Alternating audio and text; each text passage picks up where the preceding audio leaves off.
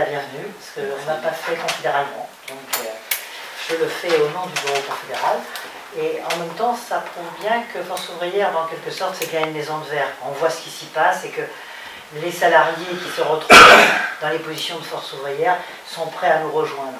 Et donc, en ce sens-là, c'est une bonne chose. D'ailleurs, il y a eu, il n'y a pas longtemps, un article dans les Échos qui parlait de la représentativité de Force ouvrière et qui n'était pas pris par le bon bout, d'ailleurs, puisque au lieu de regarder le résultat aux élections, c'est autre chose qui avait été regardé. Donc, oui, bah oui, c'était les signatures des accords d'entreprise. On n'a jamais dit à Force ouvrière, on signait plus d'accords que les autres, on signe des accords qu'on estime qui sont bons. Et c'est aussi, ça fait partie de ce que nous faisons régulièrement, c'est-à-dire que, ce sont les syndicats de base, ce sont les salariés qui, au sein même de leur structure, décident de leurs revendications, et ce sont eux qui décident ensuite s'ils vont signer ou pas, si ça leur convient ou si ça leur convient pas. Délégués à des assurances, enfin des ambulanciers privés, des assurances qui sont derrière. Donc voilà. C'est le danger qui est une remise en cause des SDIS ou pas. Parce qu'a priori, à un moment, c'était non, il n'y aurait pas, même y compris dans la réorganisation territoriale. Aujourd'hui, pardon, il n'y a pas, disons, il n'y a pas plus d'infos que ça, mais par rapport à ce qu'on entend sur y compris la réforme territoriale et tout ce qui se passe, qu'est-ce qu'on va faire des SDIS? Et on ne pourra plus les rattacher au Conseil généraux s'ils n'existent plus. Est-ce que c'est l'État qui va prendre en charge les SDIS? Est-ce que c'est l'État qui va demander effectivement au département de cotiser? Ce serait quand même simple dans le contexte financier qu'on connaît aujourd'hui de dire on va alléger les budgets et puis on va concéder effectivement tout le secours à personne aux ambulanciers privés.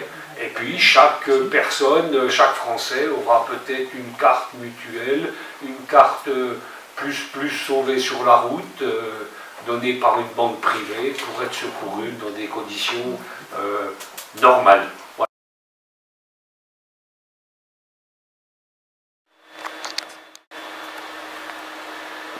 Bien écoutez, nous avons, pour ce qui nous concerne, nous sommes ravis de rejoindre cette maison qui est Force ouvrière, parce que nous avons, avec l'Union nationale des sapeurs-pompiers FO, appris à se connaître.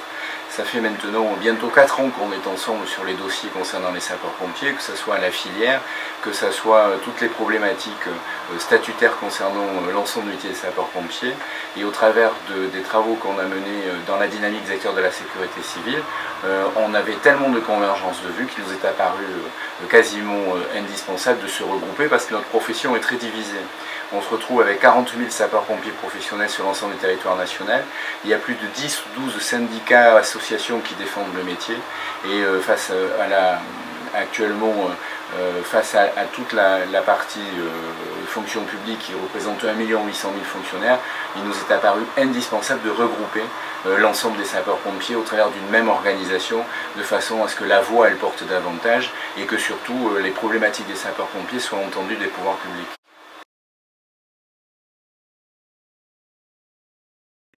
Nous sommes ravis à Force ouvrière de devenir la première organisation syndicale dans le monde des sapeurs-pompiers, mais encore plus dans le monde de la sécurité civile, en accueillant à nos côtés le SNSPP, qui a été la première force syndicale chez les sapeurs-pompiers depuis de nombreuses années.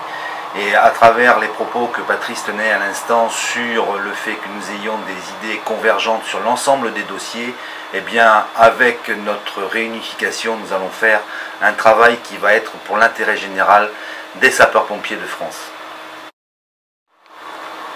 Non seulement le SNSPP PATSEFO sera la première organisation syndicale dans le monde des sapeurs-pompiers et sera là pour défendre l'ensemble des sapeurs-pompiers de France, mais également l'ensemble des personnes administratives techniques et spécialisées, nos PATS, puisque Force ouvrière, qui est très influent au niveau du Conseil supérieur de la fonction publique territoriale, pourra défendre facilement et aisément l'ensemble de ces personnels au sein de nos SDIS.